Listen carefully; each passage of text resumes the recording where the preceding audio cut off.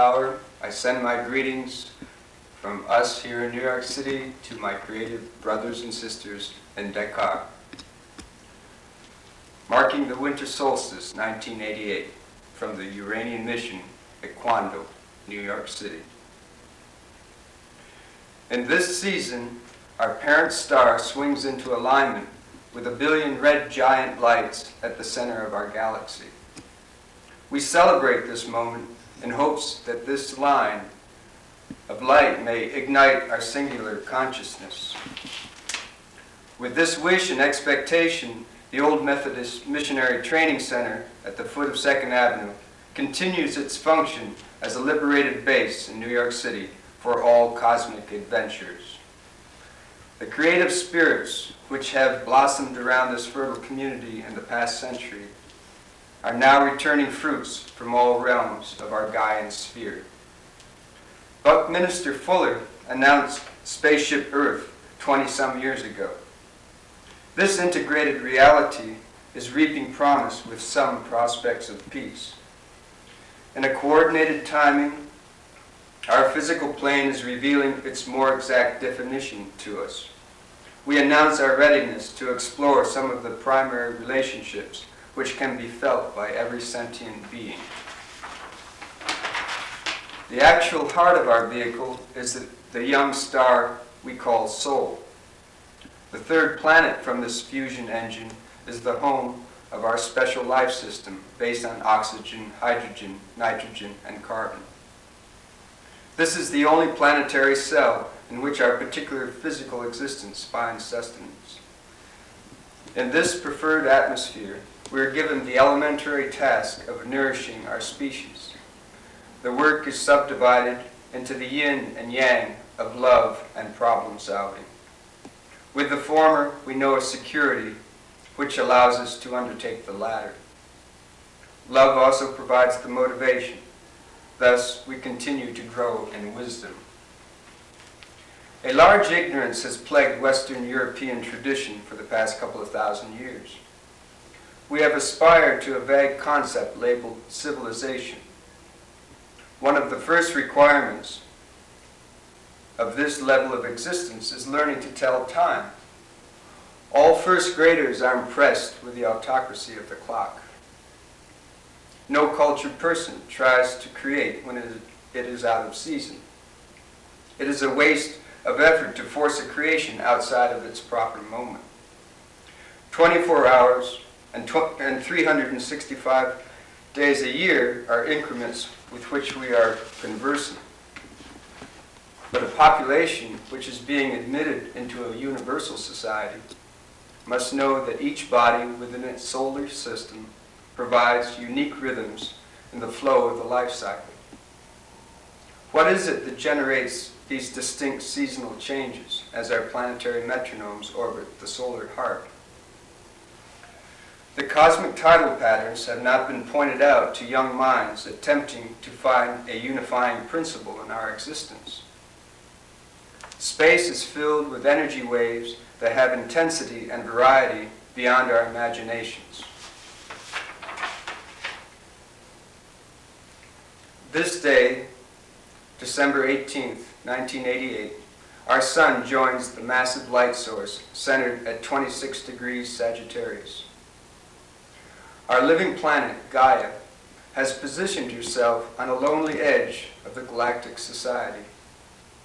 Gradually through the spring season, her Earth body will be opened up as she moves between these two fiery gravity vectors. Why hasn't this fundamental fact been pointed out to us in kindergarten? It is a breathing process. Only after a young person is taught to tell time are they deemed ready for civilization. The clock and the calendar now show many more rhythmic reference points. After each 24-hour revolution of this planet, we are exposed to the full spectrum of universal energies, a different house of rhythm every 2 hours. When the sun sits between us and one of these sectors of space, we mark the different change of seasons. In about the same monthly period, our moon has made its full tour. Our emotional energies are refocused every 2 or 3 days. The dynamic push which we feel from the planet Mars affects us every 2+ years. Jupiter and Saturn are dominant forces in our social exchanges. The Chinese consider Jupiter the monarch of our political and marital life. Their calendar is based on the position of this most radioactive spirit, which spends a whole year moving through a single house. As Jupiter moves through each segment of the heavens, the extrasolar radiation is modified by its intercession. People connect more readily when their Jupiter signs are complementary. To balance the expansive effects of this proto-sun, the planet Saturn demonstrates constricting influences. The conjunction of these two largest planets falls on a neat 20-year cycle. This event heralds a 10-year up phase, followed by 10 years of retroversion. The last commencing of this cycle began in 1980. We will learn some true definitions of conservatism as we begin the 90s with Saturn in its natural house of Capricorn. It stays there for a couple of years before it moves to the realm of necessary innovation under Aquarian influences. With a few planets left to your own exploration, we'll mention the 7-year visits to each house by the planet Uranus. This is the flagship of the Aquarian age.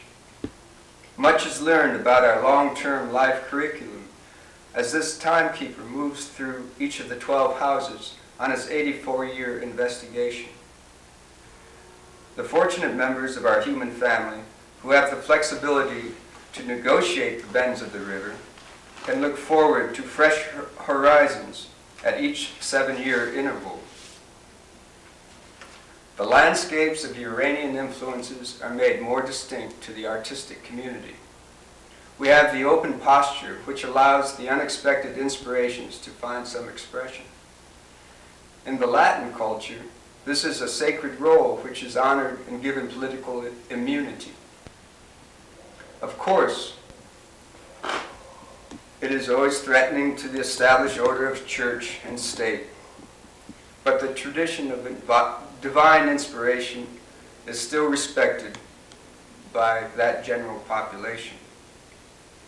A recent report from Japan tells us that the bohemian condition of intoxication is respected as a spiritual state. A person who is not afraid to expose their most joyous center is a free being. If we are hiding anger, some healing love may find us in our vulnerability. Slowly, our society will discover our controlling myths do not serve the health of a free people. The cosmic energy patterns are physically verifiable by every one of us. Our corporal psychic receptors are functioning whether or not we recognize the flow of information. Our best instincts can be augmented if we are conscious of how the lights in our cosmos are arranged. A subtle seasoning need not just be limited to making good food, but a good life. With our warmest wishes